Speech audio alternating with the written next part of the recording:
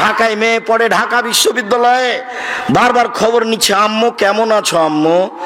আম্মু টাকা পয়সা কমে গেলে বলিও, টাকা পয়সা না থাকলে বলিও, তোমার চাচাতো ভাই আছে তার কাছে টাকা নিয়ে নিও। আম্মু সকালে আজকে নাস্তা করেছো? কত যে খবর আর কত যে হিসেব। 3 দিন পরে একদিন চাচাতো ভাই বলছে যে চাচু কি খবর, কি খবর? বলে আপু তো চলে গেছে বের হয়ে। ওকে ত্যাজ্যপুত্র করলাম, ওকে ত্যাজ্যপুত্র করলাম। ওই মেয়ের চোখ দেখবো না, ওর মুখ দেখবো না। ওকে যদি পাই তাহলে এই ভয় পেয়েছে, টুকরা টুকরা করে কেটে তুরাগ নদীতে ভাসিয়ে দিব, পদ্মা নদীতে ভাসিয়ে দিবেও তাই। এখন পেলেই তাকে জবে করবে। বলেন কি হলো? ভালোবাসা কোথায় গেল? ভালোবাসা কোথায় গেল? এরই নাম পরিস্থিতি। সেই কালে মেয়েদের ভালোবাসা ছিল না এ কথা নয়, ভালোবাসা অগাধ ছিল, পরিস্থিতির সামনে টিকতে পারেনি। এরই নাম পরিস্থিতি। পরিস্থিতিতে মেয়ে নেব না এই কথা বলছে, তার মানে বন্যতার যুগ ফিরে এসেছে, বর্বরতার যুগ ফিরে এসেছে, অসভ্যতার যুগ ফিরে এসেছে। মাটিতে মানে মেয়েকে পুঁতে দেওয়া হতো। কত আয়াত, কত হাদিস। মুগিরা ইবনে শুবা রাদিয়াল্লাহু তাআলা আনহু বলেন, রাসূল সাল্লাল্লাহু আলাইহি সাল্লাম বলেছেন, ইন্নাল্লাহ হাররামা উকুকাল উম্মাহাত। আল্লাহ তাআলা চিরদিনের জন্য মায়ের অবাধ্য চলাকে হারাম করেছেন। এই ছেলে, মনে রেখো একটা কথা, যেদিন তোমার বিবাহ হবে সেদিন থেকে তুমি তোমার মাকে আর ভালোবাসতে পারবে না। যেদিন বউ বাড়িতে আসবে সেদিনই তোমার মাকে আর তুমি ভালোবাসতে পারবে না। পরিস্থিতি তোমার উল্টে যাবে। দিন যত যাবে পরিবেশ তত জটিল হবে। এক সময়ে মনে হবে এই মাটির উপরে সবচেয়ে বড় শত্রু আমার মা। আর তোমার মা যা বলে সবই উল্টা কথা বলে, উল্টা বলে, এ কথাও ঠিক। আরে টাকা দিয়েছো তুমি ফল খেতে, টাকাটি তোমার মা তোমার বড় বোনকে দিয়ে পাঠিয়ে দিয়েছে। মা সেদিন যে টাকা দিলাম, ও টাকা খরচ হয়ে গেছে, কি করলেন? টাকা তোর বড় বোনকে দিয়ে দিয়েছি। আরে আমি আপনাকে ফল খেতে দিলাম, টাকা দিলাম ফল খাওয়ার জন্য, আর আপনি টাকা দিয়ে দিলেন মানে? অবাক। আপনার ছেলে আর আপনার বড় ভাইয়ের বড় বোনের ছেলে এক জায়গাতে খেতে বসেছে, তো আপনার মা বড় মাছের টুকরা আপনার বোনের ছেলের পাতায় তুলে দিয়েছে। এইটা আপনার বউ দেখেছে এবার রাতে, হ্যাঁ তোমার মা এরকম, তোমার মা তোমার বোনের ছেলেকে ভালোবাসে। আমি রান্না করলাম কষ্ট করে, বড় মাছের টুকরাটা তোমার বোনের ছেলেকে দিয়ে দিল, আমি এগুলো সহ্য করতে পারি না। কত কি! আপনি সন্ধ্যায় এসে দেখছেন আপনার মা বিছানে পেশাব করেছে, উঠতে পারে না, বিছান গন্ধ করছে। আপনি বলছেন, হ্যাঁ তুমি আমার মায়ের বিছানা পরিষ্কার করনি, আমার মায়ের চাদরটা ধুয়ে দাওনি।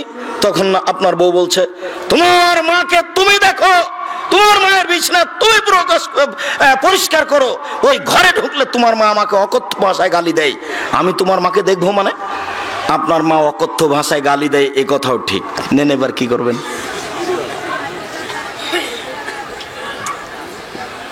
এত কিছু করার পরেও মা যে ঘরে থাকে সেই ঘরে তুমি জোরে হাঁটতে পাবা না। আমি বলিনি, আল্লাহ বলেছে। এত কিছু বলার পরে তোমার মা যে ঘরে থাকে সেই ঘরে তুমি জোর করে কথা বলতে পাবে না। ফালা তাকুল্লাহুম উফফিন ওয়ালা তানহারহুমা, এই কথা বলতে পাবে না। আল্লাহ নিষেধ করে দিয়েছেন, এটা নগদ অর্থ। ঝাঁকি দিয়ে কথা বলতে পাবে না। হ্যাঁ আপনি এই করলেন সেই করলেন, একবারে টোটালে নিষেধ, আল্লাহ বলে দিয়েছে। অকফিজলাহুমা জানাহাজুল, হাত নিচু করে যেতে হবে। মনে পড়ে না একদিন দৃশ্য নকল করছিলাম, মনে পড়ার তো কথা যে রাজশাহীর মেয়র এসেছেন নওদাপাড়ায় আমচত্বরে, তো শাহ মকদুম থানার ওসি এইভাবে দাঁড়িয়েছেন, এইভাবে দাঁড়িয়ে বলছেন, স্যার এখন কি করব স্যার? তা আমি তো দৃশ্য দেখে অবাক হয়ে গেলাম। আমি তো পাশে বসেছিলাম সেই দিন, যেটা ব্যাপার কি, এটাতে ছিল মায়ের জন্য, এইটা কি করে মেয়র পেল? এটা তো মায়ের জন্য ছিল, কিভাবে কিভাবে এখানে চলে আসলো? অথচ মায়ের সামনে এভাবে যাওয়ার কথা আল্লাহ বলছে। আবার বলছেন শেষের দিকে, অকুল অকুর রব্বির হামহুমা কামা রাব্বায়ানি সাগীরা, হে আল্লাহ, তুমি আমার পিতা মাতাকে ওইভাবে দেখো, ভালো অবস্থায় আমাকে যেভাবে দেখেছিল, যার কারণে আপনাকে আমি সালাতের শেষে সালাম ফিরার পূর্বে একটা দোয়া পড়ার জন্য পরামর্শ দিয়েছি, মনে আছে কি? রব্বির হামহুমা কামা রাব্বায়ানি সাগীরা। আর এটা যেন মনে থাকে, এর জন্য কি বলেছি বলেন তো দেখি? জাযাকাল্লাহ খায়ের। 2 রাকাত সালাত আদায় করতে হবে। 2 রাকাত সালাত আদায় করে আল্লাহকে বলতে হবে, আল্লাহ তুমি আমাকে এই দোয়াটা বলার তৌফিক দান করো, আমি যেন না ভুলি। সব সময় সালাত শেষে সালাম ফেরার পূর্বে রব্বির হামহুমা কামা রাব্বায়ানি সাগীরা এই দোয়া বলার জন্য আমি আল্লাহর কাছে 2 রাকাত সালাত আদায় করে সাহায্য চাওয়ার জন্য বলেছি পৃথিবীর সকল দিনী ভাই বোনকে। সম্মানিত দিনী ভাই বোন, আল্লাহর নবী বলেন চিরদিনের জন্য মায়ের অবাধ্য চলা হারাম, চিরদিনের জন্য মায়ের অবাধ্য চলা হারাম। এই বেটা শোনো, আরো তোমাকে সতর্কতার সাথে বলছি, তুমি বারবার পেশাব করছো, তুমি বারবার পেশাব করছিলে বিছানে, তখন তোমার মায়ের জন্য একটা জায়েজ ছিল একটু হাসি মুখে আঘাত করা। এই কত পেশাব করিস কেন রে, এইটা তোমার জন্য জায়েজ ছিল। এখন তোমার মা তোমার কোলে, তোমার মাকে তুমি এইভাবে বলতে পারো না, কি যে করি, এত পেশাব কেমনে পরিষ্কার করি, হ্যাঁ কি যে করি, যখন তখন পেশাব করছে, এরকম কথা বলার সুযোগ নেই। একদিন তুমি ছিলে তোমার মায়ের কোলে, এখন তোমার মা তোমার কোলে। গোসল দেওয়াবা তুমি, কাপড় পরাবা তুমি, কাঁধে করে মেডিকেল নিয়ে যাবা তুমি, কাপড় পরিবর্তন করে দেবা তুমি, তোমার মায়ের সবকিছু তুমি করবা। আল্লাহ তাআলা চিরদিনের জন্য মায়ের অবাধ্য চলা হারাম করে দিয়েছেন। 2 ওয়াদাল বানাত, মেয়েকে মাটিতে পুঁতে দেওয়া চিরদিনের জন্য হারাম। অমানহাতিন, কৃপণতা চিরদিনের জন্য হারাম। বক্তব্য যখন দিচ্ছিলাম ইবাদতের জগতে সবচেয়ে শক্তিশালী ইবাদত দান, তখন মনে মনে ভেবেছিলেন যে 10 টাকা দিয়ে যাব, এখন এটা কেটে গেছে, তার মানে কৃপণতা ধরে নিয়েছে। কৃপণতা চিরদিনের জন্য হারাম। অত্র বুখারী মুসলিমের হাদিসে 3টে জিনিসকে হারাম করা হয়েছে, হারাম শব্দ উল্লেখ করা হয়েছে। 1 পিতামাতার অবাধ্য চলা, 2 মেয়েকে মাটিতে পুঁতে দেওয়া, 3 কৃপণতা করা। কায়েস ইবনে আসিম রাদিয়াল্লাহু তাআলা আনহু বলেন, আল্লাহর নবীর কাছে এসে, ইয়া রাসূলুল্লাহ ইন্নী ওয়াদতু সামানিয়া বানাতিন লি, আমার 8টি মেয়েকে আমি নিজে হাতে মাটিতে পুঁতে দিয়েছি। ও তার 8টি মেয়েকে নিজে হাতে মাটিতে পুঁতে দিয়েছে। সম্মানিত দিনী ভাই বোন, বিবরণে বোঝা যায় জাহেলিয়াতের যুগে মেয়েদেরকে মাটিতে পুঁতে দেওয়া হতো। সংক্ষিপ্ত বিবরণে মেয়েদেরকে সমাজে দাম দেওয়া হতো না। হিন্দুরা মেয়েদের সমাজে দাম দেয় না, আজও হিন্দুরা মেয়েকে জমি দেয় না। বোকা শ্রেণীর কিছু মহিলা আপত্তি তুলেছে, মেয়ে পাবে 1 ভাগ আর ছেলে পাবে 2 ভাগ। এটা তো আমাদের সাথে অন্যায় হয়েছে। ও তো আসলে বুঝতে পারেনি আমার কেন 1 ভাগ, ভাইয়ের কেন 2 ভাগ। আরে শোনো শোনো, তোমার হলো 1 ভাগ আর তোমার স্বামীর হলো 2 ভাগ, এখন হলো 3 ভাগ। দেখো ঠিকই আছে, তোমার ভাইয়ের হলো 2 ভাগ আর তোমার ভাবির হলো 1 ভাগ, দেখো এখন ঠিকই আছে। বুঝা যায়নি মনে হয়। আরো জরুরি কথা যে তোমার বাপ মারা গেছে, তোমার বাপের যত বন্ধু বান্ধব আত্মীয় স্বজন ছিল এখন সব তোমার ভাইয়ের বাড়িতে আসবে, কেউ যাবে না তোমার বাড়িতে। তাহলে তোমার বাপের উত্তরাধিকারের হিসাবে খরচ তোমার বেশি না তোমার ভাইয়ের বেশি? ভাইয়ের বেশি। আবারও শুনে রেখো, কোনো কারণবশত যদি তোমার তালাক হয়ে যায় বা স্বামী মারা যায়, তাহলে তুমি এই বাসা থেকে ব্যাক করে ফিরে কোথায় যাবা? ভাইয়ের বাসায় যাবা। তাহলে তোমার ভাইয়ের জমি জায়গা কম হতে হবে না বেশি হতে হবে? আল্লাহ 3 ভাগের 1 ভাগ মেয়েকে দিয়েছেন, 2 ভাগ ছেলেকে দিয়েছেন, এটা অন্যায় নয়। হিন্দুরা মেয়েদেরকে কিছুই দেয়নি, আজও দেয়নি। সতীদাহ তো বহু দূরের কথা, স্বামীর সাথে জীবন্ত জ্বলে যেতে হবে আগুনে, এটা তো ভাবাই যায় না। আজও বহু প্রথা আছে হিন্দুদের মাঝে, যদি স্বামী মারা যায় তাহলে তাকে একটা নির্ধারিত গাছের নিচে দিয়ে নিয়ে গিয়ে যেমন ভাবে পাঁঠাকে বলি দেওয়া হয় তেমন ভাবে ওই মেয়েকে জীবিত হত্যা করা হয় এখন হিন্দুদের কাছে। আর ইহুদি খ্রিস্টানদের কাছে মেয়েদের কোনো দাম নেই। ইহুদি খ্রিস্টানেরা আজও ওই মেয়েকে বাড়িতে রেখে দিতে পারে, ওই মেয়ের বিবাহ দেওয়ার প্রয়োজন নেই। আজও তার জমি জায়গা দিতে হবে, এটা তারা হিসাব করেনি। আজও তাদের নীতি আছে যে মেয়ে মানুষ, মানুষ কি প্রাণী আছে তার ভিতর, প্রাণ আছে কিনা ও মানুষ কিনা এটাই সন্দেহ।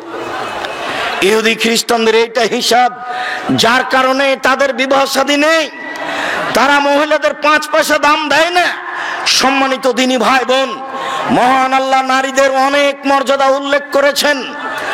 যে যেখানে আছেন অল্প সময় খেয়াল করবেন, আমি আপনাকে কয়েকটি আয়াত, কয়েকটি হাদিস পেশ করে নারীদের মর্যাদা উল্লেখ করছি। এই ছেলে, কিছুক্ষণ অপেক্ষা করো। আপনারা যে যেখানে আছেন কিছুক্ষণ সময় কষ্ট করে হলেও দাঁড়িয়ে থাকবেন। আমাকে দেখতে পান আর না পান, চিরদিন এই গতি আসবে না। আর আমি বছরে 5টা 7টা জালসায় আপনাদের বগুড়ায় আসব, এই নীতিও বন্ধ করেছি। সম্ভবপর চেষ্টা চালিয়ে যাব একদিন একটা জেলায় যাওয়ার, সেই গতিতে প্রোগ্রাম করতে আমি আর চাচ্ছি না। যেই গতিতে একদিন ছিলাম, বগুড়া থেকে জালসুখা থেকে পায়ে হেঁটে নাংলু চলে যাব, এটাই ছিল আমার কাছে স্বাভাবিক ব্যাপার।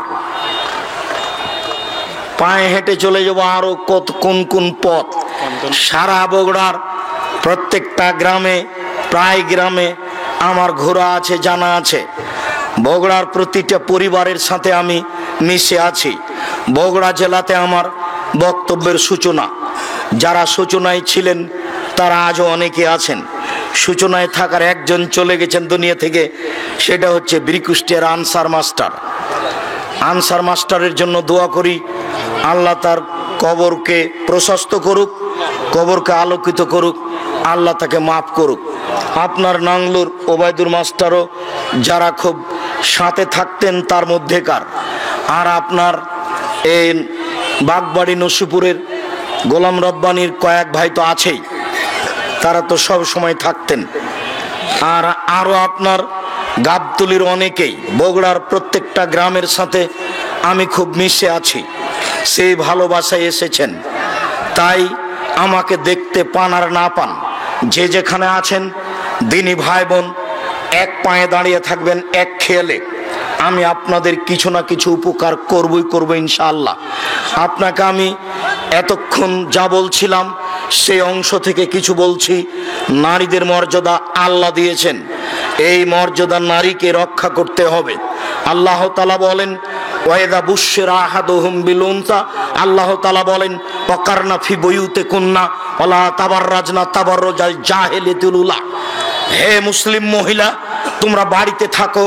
বন্যতার যুগে, বর্বরতার যুগে, অসভ্যতার যুগে নারীরা যেভাবে রাস্তাঘাটে চলতো সেইভাবে তোমরা চলো না। যতদিন পর্যন্ত নারী আল্লাহর এই আয়াতের মর্যাদাকে রক্ষা না করবে, ততদিন পর্যন্ত নারী তার মর্যাদাকে ফিরিয়ে পেতে পারে না।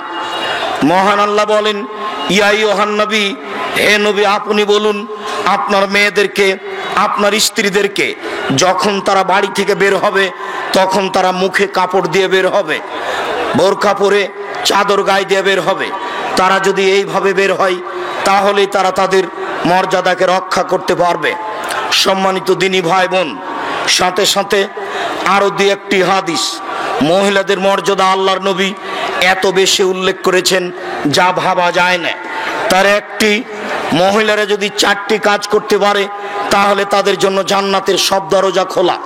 মহিলারা যদি 4টি কাজ করতে পারে তাহলে তাদের জান্নাতের সব দরজা খোলা। 1, 5 ওয়াক্ত সালাত আদায় করবে। 2, রমজান মাসের সিয়াম পালন করবে। 3, স্বামীকে মেনে চলবে। 4, জেনায় লিপ্ত হবে না। যদি এই 4টি কাজ করতে পারে জান্নাতের সব দরজা খোলা। সাথে সাথে আরো উল্লেখ্য যে কোন মেয়ের যদি জেনা হয়েই যায় তাহলে সে যদি তওবা করে তাহলে অতীতে যত পাপ করেছে সব পাপকে আল্লাহ নেকিতে পূর্ণ করে দিবে। সম্মানিত দিনী ভাই বোন, আপনাদের জন্য জরুরি সুসংবাদ যে আপনারা যদি ওযু করার পরে আশহাদু আল্লা ইলাহা ইল্লাল্লাহ ওয়া আশহাদু আন্না মুহাম্মাদুর রাসূলুল্লাহ বা আশহাদু আল্লা ইলাহা ইল্লাল্লাহু ওয়াহদাহু লা শারীকা লাহু ওয়া আশহাদু আন্না মুহাম্মাদান আবদুহু ওয়া রাসূলুহু এই দোয়া বলতে পারেন, তাহলে জান্নাতের 8টি দরজা খোলা। শুধু যে নারীদের জন্য এই বিশেষ মর্যাদা তা নয়, আপনাদের জন্য বিশেষ মর্যাদা রয়েছে।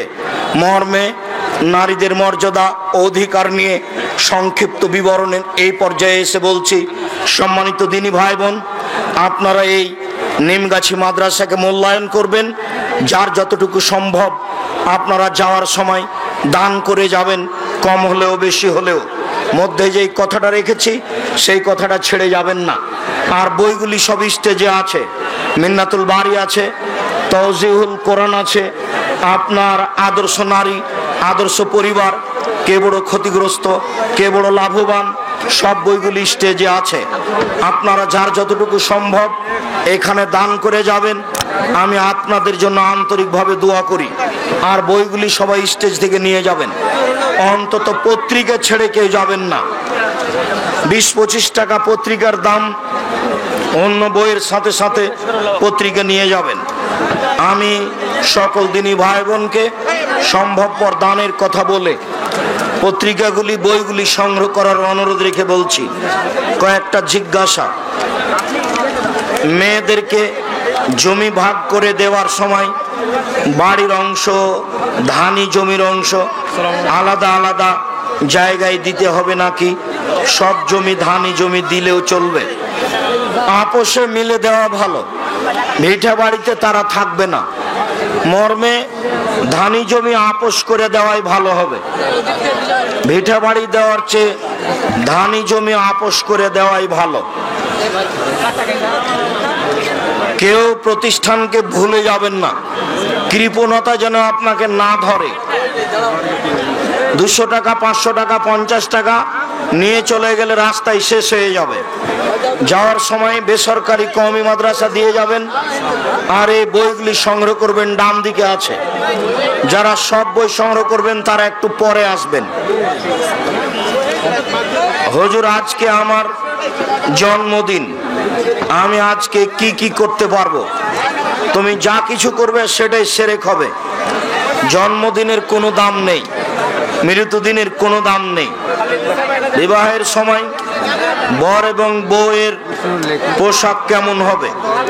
শালীন পোশাক হবে, সুন্দর ভালো মানের।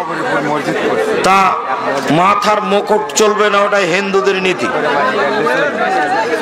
স্কুল বা কলেজের ক্রীড়া প্রতিযোগিতায় অংশগ্রহণ করা যাবে কি? বেহায়ারা পরিপূর্ণ আছে, না যাওয়াই ভালো। একজন মা তার স্বভাবগত কারণে তার ছেলে মেয়েদেরকে অভিশাপ দেয়। অভিশাপ দেওয়া জায়েজ নয়। যতবার মা এ কথা বলবে ততবার ফেরেশতা আমিন বলবেন। যার কারণে মায়ের উচিত মেয়ের ব্যাপারে ভালো কথা বলা, মন্দ কথা না বলা। আমি জেনারেল লাইনের দ্বাদশ শ্রেণীর ছাত্র। আমি উর্দু ও ইংরেজি পারি এবং আরবি ভাষা শিখছি। আমি কি আপনাদের প্রতিষ্ঠান জামিয়া সালাফিয়াতে পড়ার যোগ্য পাবো, সুযোগ পাবো? যাও, সামনের শুক্রবারে ভর্তির তারিখ। জামিয়া সালাফিয়া ডাঙ্গিপাড়া পবা রাজশাহীর ভর্তির তারিখ সামনের শুক্রবার। জামিয়া সালাফিয়া রূপগঞ্জ নারায়ণগঞ্জ ঢাকা ভর্তির তারিখ সামনের শুক্রবার 1 জানুয়ারি। ব্যায়ামের মাধ্যমে শরীরকে পেশিবহুল শরীরে রূপান্তর করার অনুমতি কি? শরীর ভালো রাখার চেষ্টা করো, সমস্যা নেই। কোন ব্যক্তি মারা যাবার 3 দিন পর সেই ব্যক্তির বাড়িতে ধোয়া পাগলা করা হয়, অর্থাৎ কাপড় চোপড় খার বাড়ি সহ বাড়িটি পরিষ্কার করা হয়। 3 দিন পরে করতে হবে, এটা হারাম, শিরক। কোনো এক সময় করতে হবে, সেটা ভালো। এখানে মৃত ব্যক্তিকে কবরস্থ করার আগে খাবার খাওয়া যাবে কিনা? যাবে। আমি বিজ্ঞান বিভাগের একজন ছাত্র। আমি জীববিজ্ঞান বইয়ে পুরুষলিঙ্গ স্ত্রীলিঙ্গের যাবতীয় বিষয়বস্তু অধ্যয়ন করছি। পরীক্ষায় পাস করার জন্য এ সম্পর্কে কি বলবেন? ছেড়ে দাও। সূরা বাকারায়ের 230 নম্বর আয়াত আমি বুঝতে পারিনি, সময়ে বুঝে নিও। জামাতে শেষের রাকাত পেয়েছি, এটা যদি আমার প্রথম রাকাত হয় তাহলে দ্বিতীয় রাকাতে আমি বৈঠক করব কিনা? হ্যাঁ, করবা। দ্বিতীয় রাকাতে তুমি বৈঠক করবা, তাতে তুমি সূরা ফাতিহা অন্য একটা সূরা পড়বা। পরের 2 রাকাতে শুধু সূরা ফাতিহা। আব্দুর রাজ্জাক সাহেব, আপনি বলেছিলেন সুর দিয়ে ওয়াজ করা যাবে না, কিন্তু জনৈক আহলে হাদিসের বক্তা সুর দিয়ে ওয়াজ করেন। আমার কিছু করণীয় নেই। কঠোরভাবে আল্লাহ রাসূল বক্তব্য করতে বলেছেন। এজা খাতাবা, যখন আল্লাহ রাসূল বক্তব্য দিতেন, ও আমারা তাই না হোক, তার 2 চোখ লাল হয়ে যেত। অস্তা দাগা যাবহু, তার রাগ বেড়ে যেত। ওয়ালা সাউতহু, কণ্ঠ তার উঁচু হয়ে যেত। কান মনজুর জায়স, যেন তিনি সৈন্য দলকে ধমক দেখাচ্ছেন। এটা হলো বক্তব্যের সুন্নাত। সেখানে কণ্ঠসুরের কোনো বালাই নেই। কণ্ঠসুর ত্যাগ করতে হবে, কণ্ঠসুর জায়েজ নয়, এটাই চূড়ান্ত। মৃত ব্যক্তির জানাজার নামাজ নীরবে পড়া যাবে কিনা? নীরবে পড়া যায়, নীরবে উত্তম, এ কথা হাদিসের ভিত্তিতে বিদ্বানগণ বলেন। তবে সরবে পড়াও যায়। ওই হাদিসের ভিত্তি, যে হাদিসে পিছন থেকে সাহাবী বললেন আল্লাহ রাসূল যেভাবে দোয়া পড়লেন, তাতে আমি যদি এই মৃত ব্যক্তি হতাম তাহলে খুব ভালো হতো। তবে নীরবে পড়ার ভাগ বেশি। হস্তমৈথুন করার পর যে নাপাক বস্তু বের হয়, তা আমাদের শরীরের কোনো স্থানে লাগলে তা ধুয়ে ফেললে নামাজ হবে কি? হবে। গোসল ফরজ, একই ব্যাপার। এই নোংরা ন্যাক্কারজনক পাপ কাজ ত্যাগ করতে হবে, তা কাবিরা গুনাহ, হারাম, মহাপাপ। ইজতেমাতে যাওয়া যাবে কি? ইজতেমা যদি বিদআতপূর্ণ হয়, শিরকপূর্ণ হয়, তাহলে যেতে হবে না। আর যদি কোরআন হাদিস এর সহি বিবরণ হয় তাহলে যেতে হবে। মহানবী সাল্লাল্লাহু আলাইহি সাল্লাম বারুই রবিউল আউয়ালে জন্মগ্রহণ করেছেন, তার প্রমাণ আছে কি? বারুই রবিউল আউয়াল নয় তো, সেটা হলো রবিউল আউয়াল মাসের 8 তারিখ। আর রাহিকুল মাকতুমে দেখেন, বিস্তারিত দেওয়া আছে। আর রাহিকুল মাকতুম।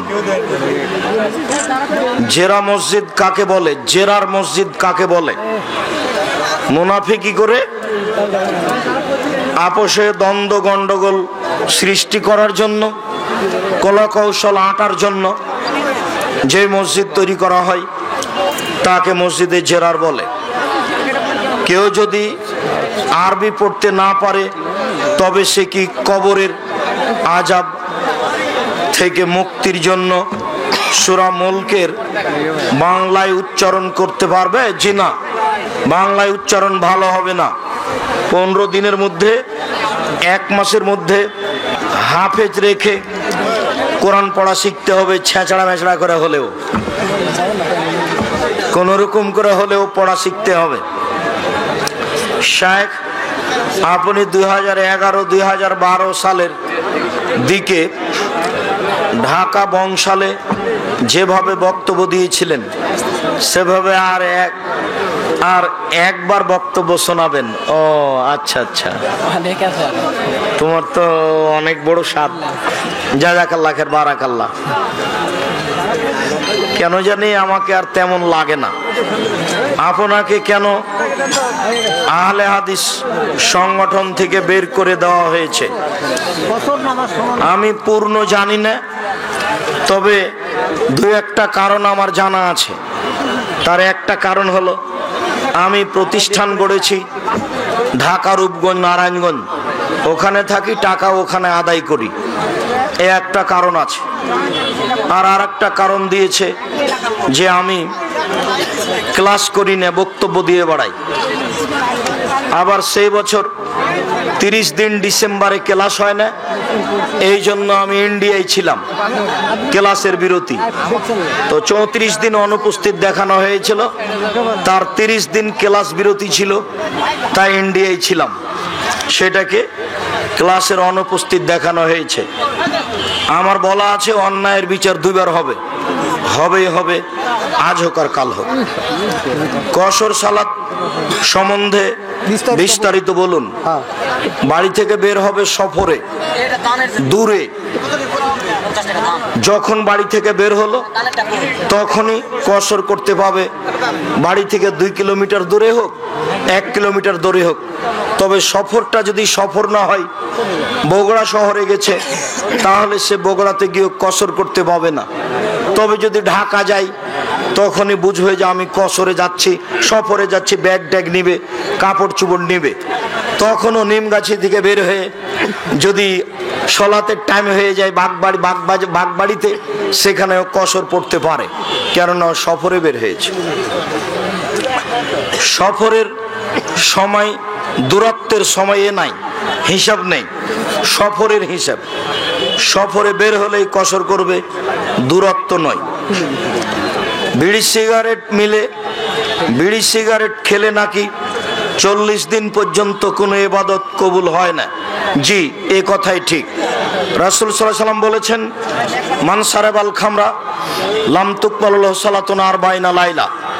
কেউ যদি নেশাদার দ্রব্য পান করে, তাহলে 40 দিন তার ইবাদত কবুল হয় না, সালাত কবুল হয় না। বিড়ি, তামাক, জর্দা, সিগারেট নেশাদার দ্রব্য। তুমি যদি মনে করো যে নয়, তাহলে মনে রেখো একটা কথা, আল্লাহর নবী বলেছেন, মাসকারা কাসিরুহু ফাকালিলুহু হারাম। যে জিনিস বেশি খেলে বিবেকের ক্ষতি হবে, তার কমও হারাম। এখন যারা জর্দা খায় না, তাদেরকে এক বৈঠকে বসে 250 জর্দা খাওয়িয়ে দাও, তারপরে দেখো কি হয়। আর নাহলে 1 কেজি খাওয়াও, দেখো কি হয়। বেশির তো পরিমাণ আল্লাহর নবী উল্লেখ করেননি। অতএব যারা বলেছেন মাকরু, তারাকেও ফিরে আসতে হবে।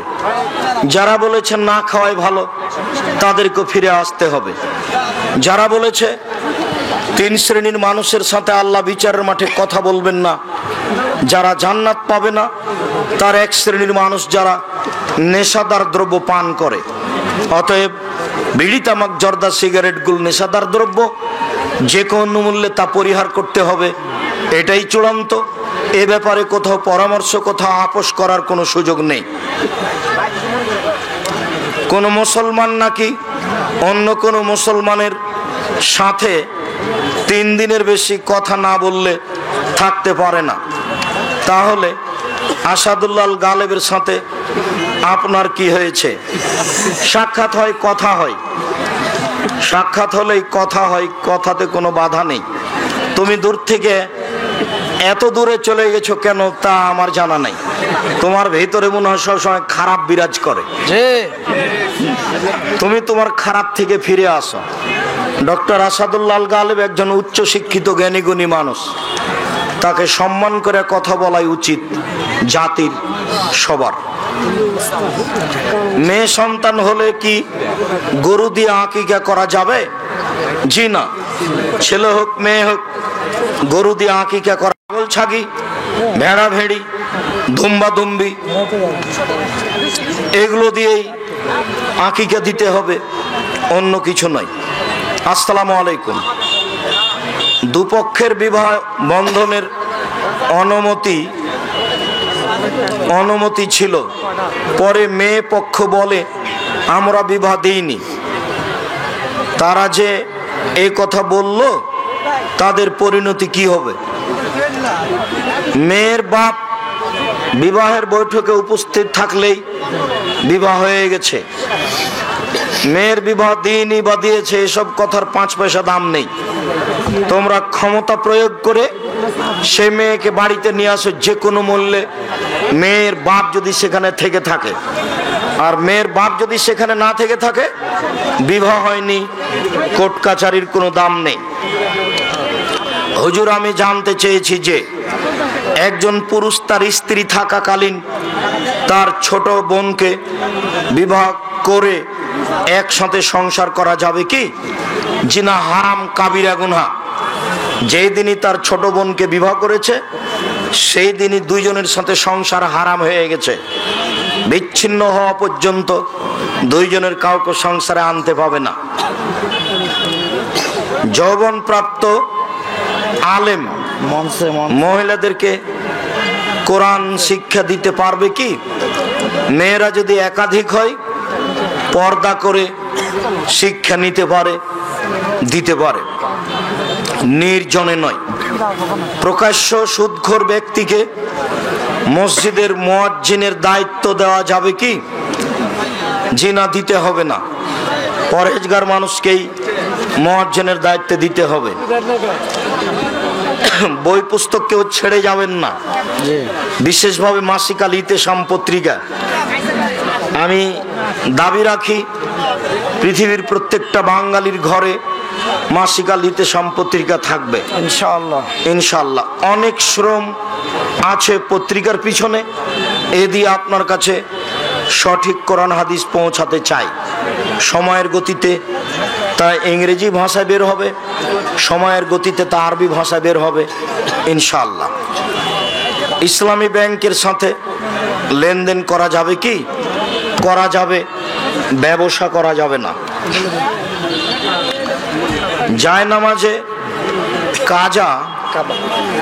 জায়নামাজে কাবা ঘরের ছবি থাকলে নামাজ হবে কি? হবে। কাবা ঘরের ছবি থাকাতে নামাজের সলাতের কোনো সমস্যা নেই। তবে জায়নামাজে এক কালার ব্যবহার করতে হবে। যেসব নামাজে না জায়নামাজে কাবা ঘর আছে, সেটা ব্যবহার করা যাবে না। যে নাই জায়নামাজে নকশা ফুল দেওয়া আছে, সেই জায়নামাজ ব্যবহার করা যাবে না। কেন? আল্লাহ রাসূলের সামনে একটা চাদর ছিল, তাতে ডোরা ডোরা দাগ ছিল। আল্লাহ রাসূল বললেন, আয়েশা চাদরটা সরাও। এই ডোরা ডোরা দাগ আমার সলাতে একাগ্রতা নষ্ট করে দিল, আমি অমনোযোগী হয়ে গেলাম।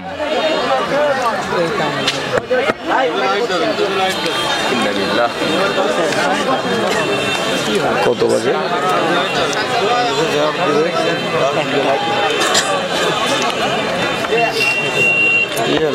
এটা মনে হয় চালু করতে পারবে না এখন।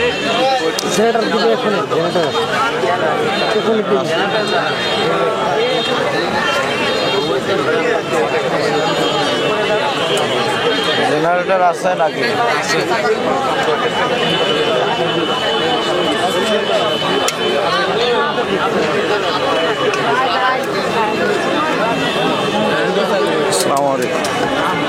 ভালো আছি, আমরা তো গাজীপুর থেকে বাস এবং 2টা মাইকার নিয়ে আসছি। আগামী তারিখে কিন্তু ডেট হতেই হবে ইনশাল্লাহ, যেভাবে হোক। আল্লাহ ভরসা, দেখি।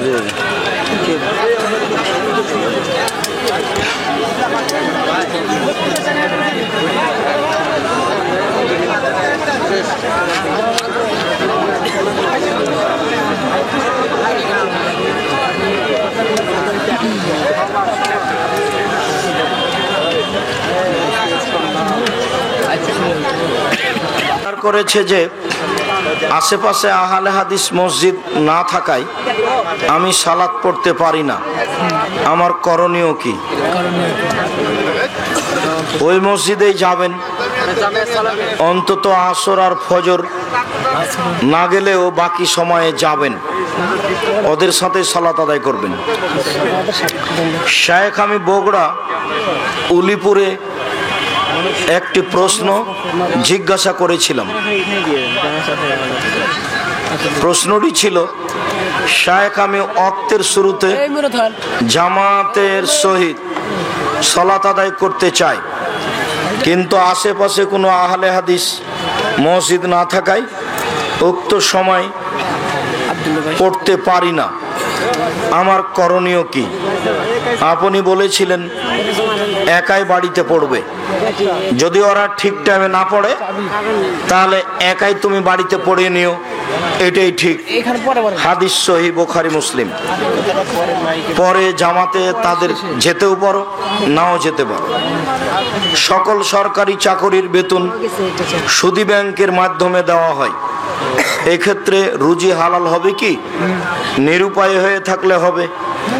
ব্যাংকে টাকা রাখা আর ব্যাংকে চাকরি করা দুটাই এক নয়। এখন তো আর বাড়িতে টাকা রাখার পরিবেশ নেই, ওখানে আমি রাখি নিরাপত্তার জন্য, নিরুপায় হয়ে যা লাভ আসে তা ফকির মিসকিনকে দিয়ে দিই, লাভ আমি খাই না।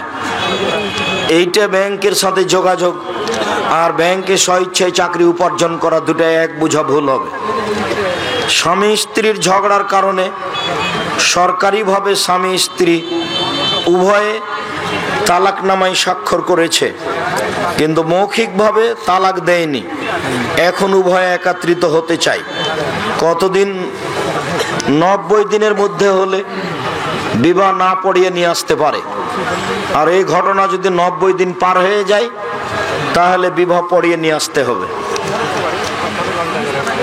সিজদায় পা কিভাবে রাখবো?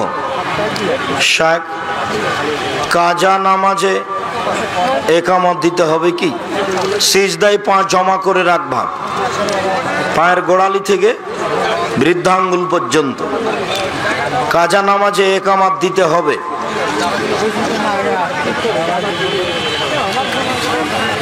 ওজরের কারণে 3 ওয়াক্ত সালাত মিস হয়ে গেলে একামত 3 বার দিতে হবে। যতবার সালাত শুরু হবে ততবার একামত দিতে হবে। তবে এক আজানে হতে পারে একাধিক সালাত, তবে একামত পৃথক পৃথক। আমার মা 2 জন, ছোটবেলায় মা বাবা পৃথক হয়ে যায়। সৎ মা আমাকে আদর যত্নে বড় করেন। আমার আপন মার বিয়ে হয়ে যায় অন্য জনের সাথে। এখন 2 মা আমার দাবিদার। এক মাকে খুশি করতে অন্য মা কষ্ট পায়, আমার কি করা উচিত? তুমি কিছু স্বার্থপরতা করছে, এটা প্রমাণ না হলেই হলো। যেহেতু তোমার পরের মা তোমাকে লালন পালন করেছেন, কাজে একেও দেখতে হবে। তবে যে মা তোমার লালন পালন করেনি তারও কষ্ট আছে অনেক। কাজেই তুমি 2 জনের মাঝে কাউকে অসম্মান করছো, এটা তোমার মনে যেন না বলে, তাহলেই কোনো সমস্যার কারণ নেই। তারা তোমাকে ভুল বুঝতেই পারে। এক বাড়িতে একবার গেছো, এক মায়ের সাথে দেখা করেছো, কারণবশত আবার গেছো, তখন তোমার এই মা বুঝে নিয়েছে, দেখ ওখানে সব সময় যে আমার কাছে আসেই না, আর ওই নিয়ে বছর বছর চলতে পারে, তোমাকে বলতে পারে। তখন 5 বার বললে তুমিও মন খারাপ করিও না যে এক কথা আপনি এত বলেন কেন, আমি তো এই কারণে গেছিলাম। এরকম পরিস্থিতি খুব জটিল। আল্লাহ তোমাকে সাহায্য করুক। পিতামাতার অবাধ্য সন্তান যদি পিতামাতার মৃত্যুর পর অনুতপ্ত হয়ে মৃত পিতামাতার পক্ষ থেকে তাদের জন্য মাগফিরাতের দোয়া করে, পিতামাতার অবাধ্য সন্তান যদি মাগফিরাতের দোয়া করে, দান সাদকা জারিয়া করে, তবে সেই সন্তান আল্লাহর নিকট ক্ষমা লাভ করতে পারবে কি? চেষ্টা করো তো, আল্লাহ ভরসা। চেষ্টা করেন। ভুল তো হয়েছে অনেক, এখন তো সংশোধনের পথ নেই, মুখে দোয়া করেন আর দান খেরাত করতে থাকেন। সম্মানিত দিনী ভাই বোন, আপনারা দূর দূরান্ত থেকে এসেছিলেন, আপনাদের আমরা আন্তরিকভাবে শুকরিয়া আদায় করি। জাযাকুমুল্লাহ খায়র। পরিচালনা কমিটির